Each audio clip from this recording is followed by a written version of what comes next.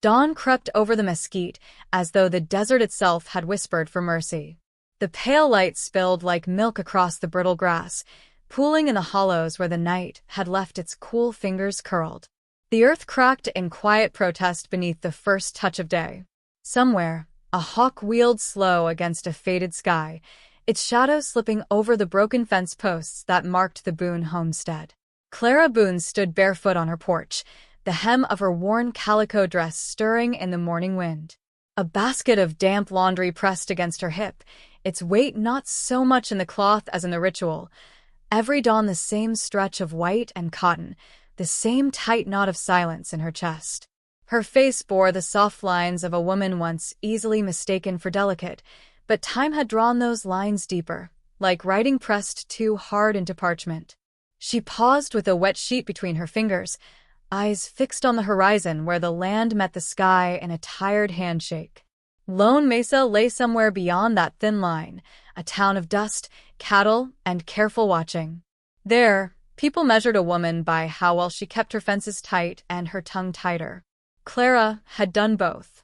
Yet still the whispers followed her like a second shadow. Widow Boone, they called her, soft enough to sound kind, sharp enough to leave a welt.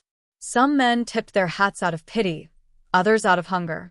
None stayed long enough to see the way her hands trembled when she buttoned her son's shirt, or how the evenings pressed down on her like a damp cloth smothering a flame.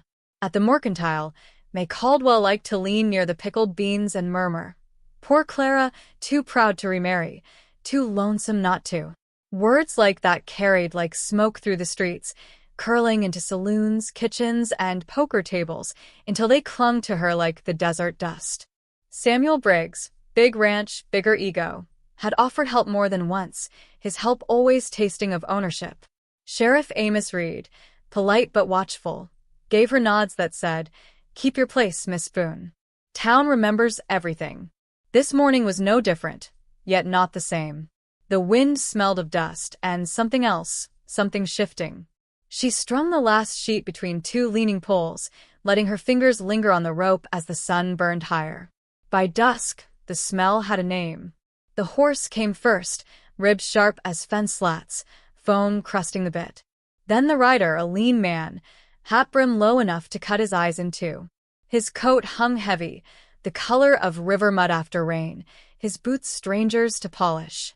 He moved with the deliberate care of a man who had known long roads and longer regrets. He tied the reins slow, like a man who didn't want the horse to feel rushed. Clara watched from the porch, heart doing a curious skip it hadn't managed in years. He didn't ask for a roof. Men like that rarely did. He simply tipped his hat toward the well, knelt to let the horse drink, and stood there a long while as the sun bled red behind the mesquite. Elias Crow. She'd learn the name later, but that night he was just a silhouette against a dying sky. Little Jack, all of 8 and full of dust, tugged her sleeve. "Who's he, Mama?" She hushed him with a touch. In a place like Lone Mesa, strangers were tinder. One wrong spark, and the town would burn you in gossip before dawn. The wind grew teeth that night, whistling through the cracks of her small home. Clara tucked Jack beneath a quilt patched from old feed sacks and sat by the fire with her mending, the needle flashing like a single star in the dark. Then came the knock, 3 raps, low and measured. She opened the door a hair. There he was, hat in hand, shoulders damp with the chill. "Ma'am," he said, voice low as creek water. "Just a night in the barn'll do." She thought of May's whispering mouth. She thought of Samuel Briggs and the sheriff's steady eyes. She thought of how thin her boy had looked last winter when the cough stayed too long. "And still," she nodded. "The barn's cold," she said, "but it's dry." He tipped his hat again, not grateful, not greedy, just polite, like a man who'd learned the cost of asking. Later, when the wind rattled the shutters and the fire burned low, she wrapped a plate of cornbread in a rag and carried it out. Jack padded behind her, barefoot in the dust. Elias was sitting on a crate, coat around his knees, hands loose but ready, like a coyote that had known hunger too long to trust a gift. She set the plate down without a word. His eyes flicked to hers, gray, tired, but not cruel. "Thank you," he said, and that was all. She turned before the frost could make her linger. From the doorway, Jack whispered, "Is he bad?" Clara looked back at the barn, a faint glow of lantern light inside, the smell of horse and hay slipping into the cold night. "No," she said softly, "just lost." That night, the desert held its breath. And so did she. Morning seeped into Lone Mesa like warm molasses, slow and reluctant. The mesquite held the dew in its thorns, and the wind had softened to a lazy hush. Clara Boone stepped out with the milk pail, skirts brushing the frost-stiff grass, her breath making ghosts in the cool air. The barn door stood ajar. Through the crack, she caught sight of him, the stranger, coat folded neatly beside him, hands black with work. He was crouched beside his horse, hammering a loose shoe back in place, each strike measured, the sound swallowed by the open land. Jack was already there, a tin cup in his small hands. "Mama said you can have some," he announced, voice half proud, half wary. The man, Elias Crow, though his name still lived only in his own chest, took the cup with a nod.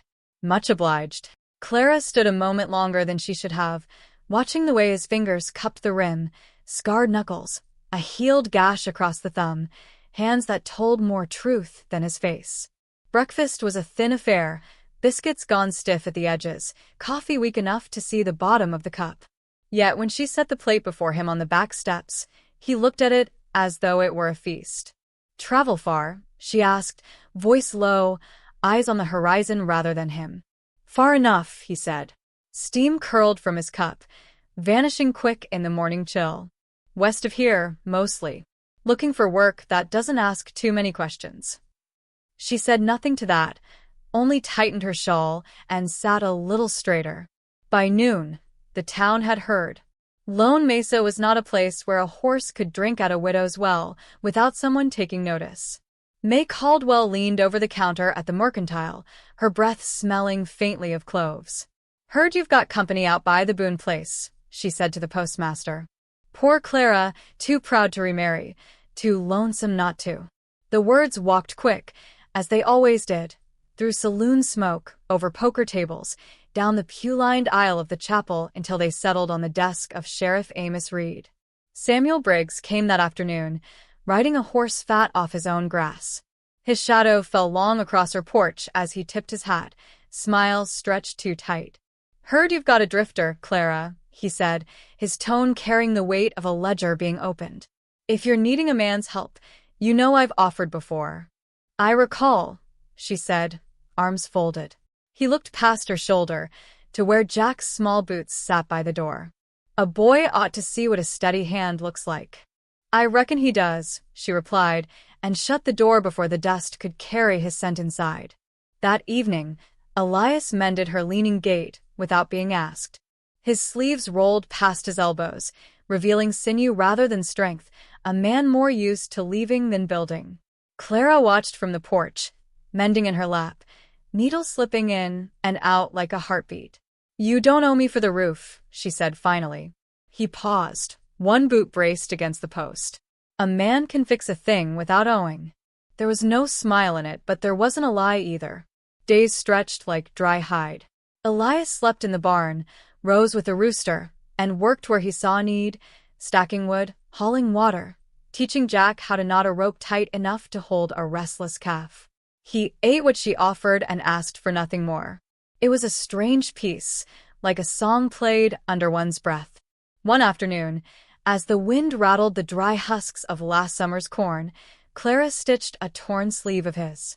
The cloth smelled of horse and far-off rain. "Long road behind you?" she asked. He looked at her hands, steady now, the tremor hiding like a frightened mouse. "Long enough to know most roads don't lead where you think." She nodded, and the conversation went no further. At the mercantile, the whispers had grown louder. May Caldwell's eyes were slick with satisfaction. A widow's heart is soft, she told anyone who'd listen, but her judgment softer. The words stung like dust in a fresh cut, but Clara had lived too long with such barbs to bleed over them now. Jack, for his part, followed Elias like a stray pup. The boy had not known a man's shadow since his father went under that hardscrabble mound behind the chapel, and in the stranger's quiet, he found a curious safety. One twilight, they sat on the porch, the three of them. The sky burned gold behind the mesquite, and the world smelled of cooling earth and wood smoke. Elias's eyes caught hers, gray as a winter creek, and for a breath there was no town, no whispers, only the sound of Jack humming to himself as he tied and untied a loop of rope. It wasn't love. Not yet. But it was something that had been missing, something like spring beneath the ashes. The first sign of trouble came on the back of a rumor. In Lone Mesa, rumors rode faster than any horse, and this one wore Samuel Briggs' spurs. By midweek, folks said the drifter had a price on his head, a thief from Colorado, a deserter, a man with blood on his boots. No one had proof, but proof was never a currency the town traded in cheaply. Sheriff Amos Reed rode out the next morning, hat pulled low, dust clinging to his coat. Clara met him by the porch, hands hidden in her apron. "Heard you've got a stranger lingering," he said. His eyes slid past her, to the barn where Elias split kindling in the dawn chill. "He's mended the fence, fetched water, fixed the roof leak," she said. "That's all." "Good deeds don't wipe a trail," the sheriff replied. "Best he moves on before the town takes it upon itself." When he left, the air felt heavier, as though the desert itself were holding its breath. That night, the wind turned. It came hard from the north, bringing the taste of iron and something meaner. The shutters rattled like dry bones, and the chimney moaned. Jack coughed once, then twice more. By midnight, the boy's forehead burned hot as a branding iron. Clara pressed cool rags to his brow, her own hands shaking with the weight of it.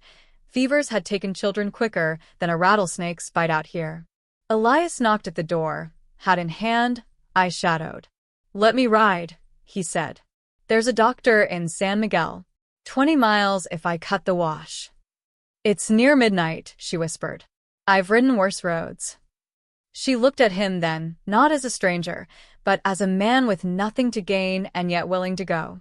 "Go," she said. The wind howled after him as he vanished into the mesquite, hooves drumming a prayer into the cold earth. Dawn came raw and pale. The fever still clung to Jack, his breath short and sharp. Clara kept the fire alive and the curtains drawn, every tick of the clock a needle in her chest. It was near midday when trouble arrived proper. Briggs and 2 ranch hands, rifles loose in their scabbards. They dismounted slow, boots crunching frost. "Told you he was no good," Briggs said, eyes narrowing. "Left you with a sick boy and a worse name." "You're on my land, Samuel," she said, voice steady though her pulse raced. "A widow's land's a dangerous thing, Clara. Best let a man take care of what you can't." He stepped forward, but stopped when the sound of hooves rolled from the ridge. Elias rode back hard, coat flaring, a doctor clinging to the saddle behind. The standoff froze in that moment, dust hanging like smoke, Briggs' fingers brushing the butt of his gun, Clara's heart hammering. "Brought what was needed," Elias said, dismounting with a stiffness that spoke of miles without rest. His face was drawn, eyes gray as storm ash. Briggs sneered. "And what's your price, Crow?" Elias didn't answer. He didn't need to. The doctor pushed past them, bag in hand, and Clara stepped aside, opening the door like a gate between storms. The fever broke that night. Jack slept, cheeks flushed with life rather than fever. Clara sat by his bed until the first hint of dawn painted the room in pale gold. When she rose, the barn was empty. A note lay folded on the porch rail, the ink sharp and careful. For the bread, the roof, and the kindness. E.C. She read it twice before the wind took the corner and fluttered it like a bird trying to be free. By the time the town stirred, he was gone, westward, where the crows scatter when the sky turns mean. Samuel Briggs didn't come again.